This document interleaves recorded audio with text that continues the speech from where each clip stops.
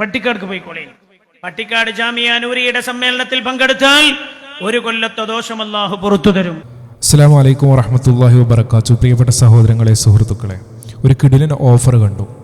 പട്ടിക്കാട് ജാമിയ നൂരിയയിൽ സമ്മേളനത്തിൽ പങ്കെടുത്തു കഴിഞ്ഞാൽ, പട്ടിക്കാട് ജാമിയ നൂരിയ സമ്മേളനത്തിൽ പങ്കെടുത്തു കഴിഞ്ഞാൽ ഒരു കൊല്ലത്തെ പാവങ്ങൾ അല്ലാഹു സുബ്ഹാനഹു വ തആല പുറത്തു തരപ്പെടും എന്നാണ് ഒരു മുസ്ലിയാരുടെ പരസ്യ പ്രഖ്യാപനം. ഇതൊക്കെ ഇവർക്ക് എങ്ങനെ സാധിക്കുന്നു എന്നുള്ളതാണ്. നമസ്കാരം, നോമ്പ്, സക്കാത്ത്, ഹജ്ജ് അതുപോലെയുള്ള മറ്റ് സൽക്രമങ്ങളൊക്കെയുള്ള പ്രതിഫലം അള്ളാഹുവിൻ്റെ റസൂൽ സല്ലല്ലാഹു അലൈഹി വസല്ലം നമുക്ക് പഠിപ്പിച്ചു തന്നിട്ടുണ്ട്. അതൊക്കെ എങ്ങനെയാണ് പഠിപ്പിച്ചു തന്നത്? റസൂൽ സല്ലല്ലാഹു അലൈഹി വസല്ലം സ്വന്തം ഇഷ്ടപ്രകാരം പഠിപ്പിച്ചതാണോ അതല്ല വഹീൻ്റെ അടിസ്ഥാനത്തിൽ പഠിപ്പിച്ചതാണോ? നമുക്കെല്ലാവർക്കും അറിയാവുന്ന വിഷയമാണ്. എന്നാൽ ഈ പറയുന്ന പട്ടിക്കാട് ജാമിയ നൂരിയ സമ്മേളനത്തിൽ പങ്കെടുത്താൽ ഇത്രമാത്രം പ്രതിഫലം കിട്ടുമെന്ന് എന്തടിസ്ഥാനത്തിലാണ് മുസ്ലിയാക്കന്മാർ പറയുന്നത്, പ്രചരിപ്പിക്കുന്നത്? സമസ്താലയത്തിൽ ഇപ്പോഴും വഹി ഇറങ്ങിക്കൊണ്ടിരിക്കുന്നുണ്ടോ? എന്തുകൊണ്ട് ഇത്തരത്തിലുള്ളൊരു വാദം മുസ്ലിയാക്കന്മാർ ഉന്നയിച്ചപ്പോൾ അതിനെതിരെ പണ്ഡിതന്മാരാണെന്ന് പറയപ്പെടുന്ന ആളുകൾ സംസാരിക്കുന്നില്ല, പ്രതികരിക്കുന്നില്ല? കിടക്കട്ടെ എന്ന് വിചാരിച്ച് മിണ്ടാതിരിക്കുകയാണോ? ഏതായിരുന്നാലും നമ്മുടെ മുസ്ലിയാർ പറയുന്നത് നമുക്ക് ഫുള്ളായി ഒന്ന് കേൾക്കാം. പട്ടിക്കാട് ജാമിയ സമ്മേളനായ പറയും പട്ടിക്കാട് പോയിക്കോളേ, അവിടെ പോയിക്കോളേ, പട്ടിക്കാട് പോയിക്കോളേ. ഇന്ന് എവിടേക്കല്ലേ വരണ്ടേ? പട്ടിക്കാട് പോയിക്കോളേ. പട്ടിക്കാട് ജാമിയ നൂരിയുടെ സമ്മേളനത്തിൽ പങ്കെടുത്താൽ ഒരു കൊല്ലത്തെ ദോഷം അല്ലാഹു പുറത്തു തരും. പട്ടിക്കാട് ജാമിയ നൂരിയുടെ സമ്മേളനത്തിൽ പങ്കെടുത്താൽ ഒരു കൊല്ലത്തെ ദോഷം അല്ലാഹു പുറത്തു തരും. പട്ടിക്കാട് ജാമിയ നൂരിയുടെ സമ്മേളനത്തിൽ പങ്കെടുത്താൽ ഒരു കൊല്ലത്തെ ദോഷം അല്ലാഹു പുറത്തു തരും. കേട്ടില്ലേ സഹോദരങ്ങളെ? എന്താണ് ഇവരുടെ മാനസികാവസ്ഥ എന്നാണ് ഞാനിങ്ങനെ ആലോചിക്കുന്നത്.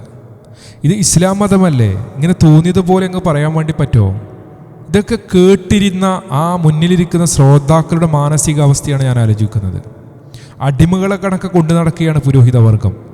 എന്ത് വിവരക്കേടും വിളിച്ചു പറഞ്ഞു കഴിഞ്ഞാലും അതൊക്കെ അണ്ണാക്ക് തൊടാതെ മുണിക്കോളും എന്ന ഒരു വിശ്വാസത്തിൻ്റെ മുകളിലാണ് ഇത്തരത്തിലുള്ള കാര്യങ്ങളൊക്കെ ഇവർ പറയുന്നത്.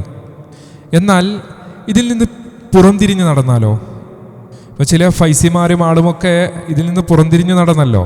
പങ്കെടുക്കാത്തവർക്കുള്ള മറുപടിയുണ്ട്, അത് നമുക്കൊന്ന് കേൾക്കാം.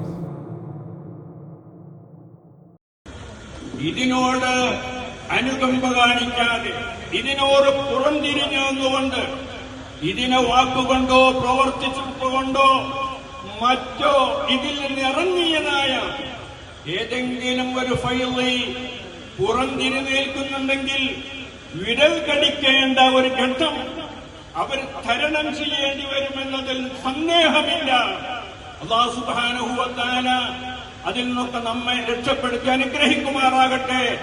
ആമീൻ എന്ന് മാത്രം പറഞ്ഞുകൊണ്ട് ഞാൻ എന്റെ വാക്കുകൾക്ക് കേട്ടില്ലേ സഹോദരങ്ങളെ? വിരൽ കടിക്കേണ്ടി വരും എന്നാണ് ഫൈസിമാരോട് ഇവർ പറഞ്ഞിട്ടുള്ളത്.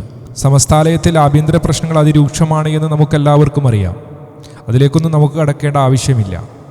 എന്നാൽ ഇത്തരത്തിലുള്ള ഓഫറുകളൊക്കെ നൽകി ആളുകളെ ആകർഷിപ്പിക്കുമ്പോൾ നാം ഓർക്കേണ്ടതുണ്ട്, ഈ പറയുന്ന സമസ്താലയം എന്താണ് പ്രചരിപ്പിക്കുന്നത് എന്ന്, ഈ സമസ്താലയം എന്തിനു വേണ്ടിയാണ് നിലകൊള്ളുന്നത് എന്ന്.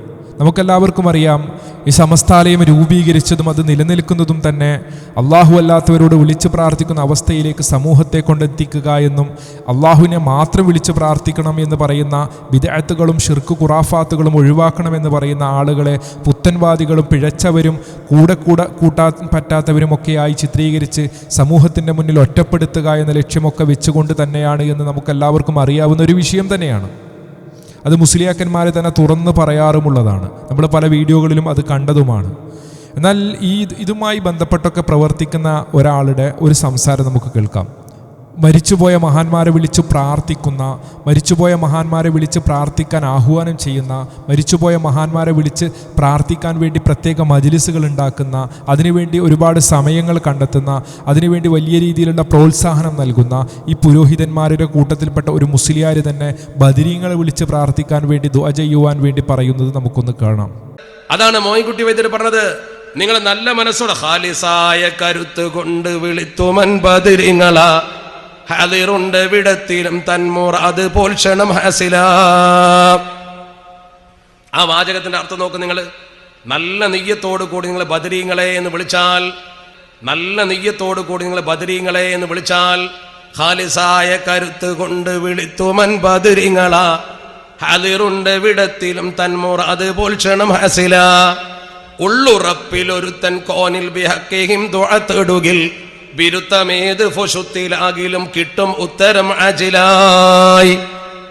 നിങ്ങൾ എവിടെ ഇരുന്നിട്ട് ബദരീങ്ങൾ എന്ന് വിളിച്ചാൽ നിങ്ങൾക്ക് ഉള്ളുറപ്പുണ്ടായി കിട്ടുന്ന അതിന്റെ അർത്ഥം. കേട്ടില്ലേ സഹോദരങ്ങൾ, എത്രമാത്രം ഗൗരവമുള്ള വിഷയമാണ്. ഇങ്ങനെ മരിച്ചുപോയ മഹാന്മാരെ വിളിച്ച് പ്രാർത്ഥിക്കുന്ന അവസ്ഥയിലേക്ക് സമൂഹത്തെ കൊണ്ടെത്തിക്കുന്ന ആളുകൾ നടത്തുന്ന സമ്മേളനത്തിൽ പങ്കെടുത്താൽ ഒരു കൊല്ലത്തെ പാപം പുറത്തു തരും എന്നാണ് ഒരു മുസ്ലിയാരുടെ വാദം. സഹോദരങ്ങളെ, അന്ധവിശ്വാസങ്ങളും അനാചാരങ്ങളും പ്രചരിപ്പിച്ച് ഷിർക്കിലേക്കും കുഫ്രിലേക്കും സമൂഹത്തെ കൊണ്ടെത്തിച്ച് ആത്മീയ ചൂഷണം നടത്തുന്ന പുരോഹിതന്മാരുടെ ചതികൾ നാം തിരിച്ചറിയണം. അവർ സമൂഹത്തിൻ്റെ മുന്നിൽ പച്ചയായി കള്ളത്തരങ്ങൾ പ്രചരിപ്പിക്കുകയും വായിക്ക് തോന്നിയതൊക്കെ വിളിച്ചു പറയുകയും ഇസ്ലാമിക പ്രമാണങ്ങൾക്ക് വിരുദ്ധമായ ആശയങ്ങൾ പ്രചരിപ്പിക്കുകയും ചെയ്യുമ്പോൾ നാം ജാഗൃതരാകേണ്ടതുണ്ട്. നാം വിഷയങ്ങൾ പഠിക്കേണ്ടതുണ്ട്. സഹോദരങ്ങളെ, കാര്യങ്ങൾ കൃത്യമായി പഠിക്കുവാനും മനസ്സിലാക്കുവാനും അതനുസരിച്ച് പ്രവർത്തിക്കുവാനും അള്ളാഹു നമുക്കെല്ലാവർക്കും തൗഫീക്ക് നൽകുമാറാകട്ടെ. മറ്റൊരു വീഡിയോയുമായി നമുക്ക് വീണ്ടും കാണാം ഇൻഷാ അല്ലാഹ്. അസ്സലാമു അലൈക്കും വറഹ്മത്തുള്ളാഹി വബറകാതുഹു.